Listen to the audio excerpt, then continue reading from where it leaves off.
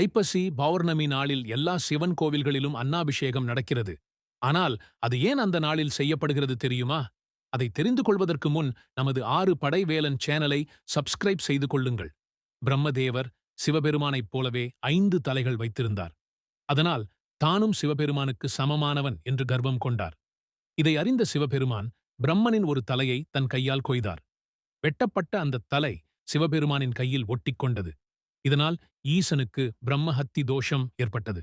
அந்த தலை சிவபெருமானின் கையில் ஒட்டியபடியே பிச்சை பாத்திரமாக மாறியது.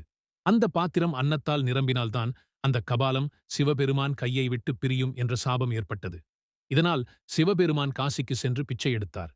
அப்போது அங்கே அன்னபூரணி அவருக்கு அன்னம் அளித்தார். அவர் அன்புடன் அளித்த அன்னம் கபாலத்தில் நிரம்பியதும் கபாலம் சிவபெருமானின் கையிலிருந்து விழுந்தது.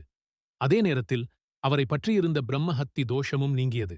அன்னபூரணி சிவபெருமானுக்கு அன்னம் அளித்த அந்த நாள்தான் ஐப்பசி பௌர்ணமி. அதனால் அந்த நாளில் எல்லா சிவாலயங்களிலும் சிவபெருமானுக்கு அன்னாபிஷேகம் செய்வது வழக்கமாக உள்ளது. இதுபோன்ற மேலும் பல ஆன்மீக தகவல்களை தெரிந்து கொள்ள நமது 6 படை வேலன் சேனலை சப்ஸ்கிரைப் செய்து கொள்ளவும்.